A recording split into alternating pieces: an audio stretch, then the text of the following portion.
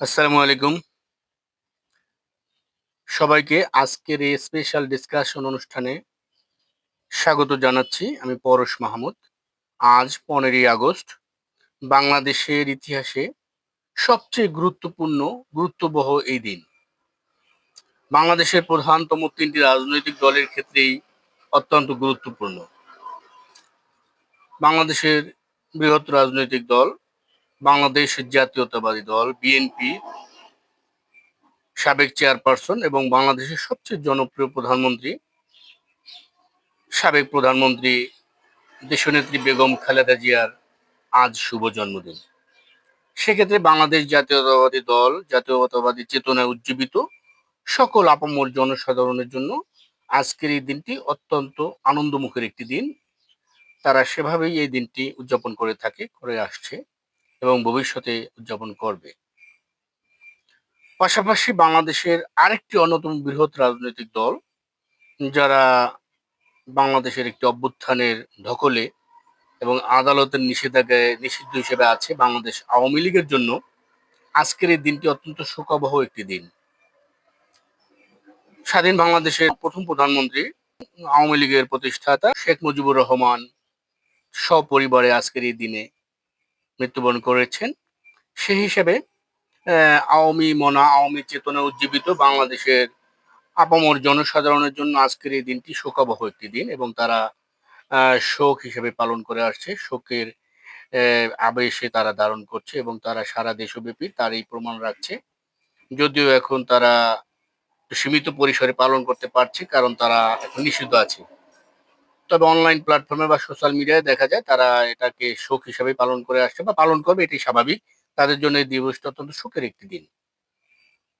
আবার আওয়ামী লীগের প্রধানতম বিরোধী শত্রু দল বলা যায় বা যারা স্বাধীনতার বিরোধী হিসেবে অনেকে চিহ্নিত করতে চেষ্টিত হয় কিংবা বলে থাকে, বাংলাদেশ জামাত ইসলামের সবচেয়ে জনপ্রিয় নেতা আল্লামা দেলোয়ার হোসেন সাঈদী আজকের এই দিনে তার দাফন এবং জানাজা সম্পন্ন হয়েছে পিরোজপুরের তার সাঈদী ফাউন্ডেশনের ময়দানে। সেই হিসেবে জামাত ইসলামের জন্য কিন্তু আজকের এই দিনটি একটি সুখের দিন। তো তাহলে দেখা যাচ্ছে 15ই আগস্ট দিনটি বাংলাদেশের প্রধানতম ৩টি রাজনৈতিক দলের ক্ষেত্রে একটি গুরুত্ববহ একটি দিন। তাই আমি বলবো এই 15ই আগস্টকে একটি ইঙ্গিত হিসেবে নিয়ে বাংলাদেশের সকল রাজনৈতিক দলগুলো একটি ঐক্যবদ্ধে আসা যায় কিনা, যেটা দেশের জন্য কল্যাণকর, দেশের মানুষের জন্য কল্যাণকর। আসলে যে কোনো দেশের উন্নতি এবং অগ্রগতির ক্ষেত্রে ওই দেশে অবস্থানরত, ওই দেশে দায়িত্বরত রাজনৈতিক দলগুলোর সবচেয়ে অবদান বেশি। দেখবেন যেই দেশ যত উন্নত ওই দেশের রাজনৈতিক পরিস্থিতি ততটা সহনশীল এবং সবাই মিলেমিশে দেশটাকে এগিয়ে নিয়ে যাচ্ছে। তাই আমি বলবো বাংলাদেশ জাতীয়তাবাদী দল বিএনপি এবং বর্তমানে নিষিদ্ধ দল আওয়ামী লীগ, যদিও তারা তাদের মেন্টালিটি যদি চেঞ্জ করে, তারা যদি তাদের মনোভাব চেঞ্জ করে, রাজনৈতিক চিন্তা দর্শন চেঞ্জ করে, ভালো করে, দেশের জন্য পজিটিভ করে, তাদের নিষেধাজ্ঞা উঠতে পারে আদালতের থেকে, তাদের জন্য বলবো।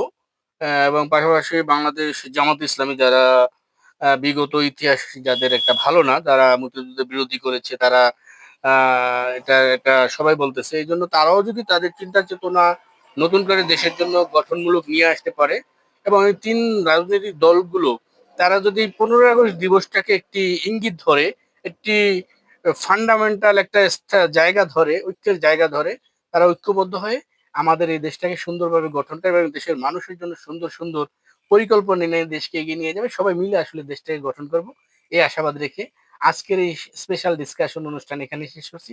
আল্লাহ হাফেজ।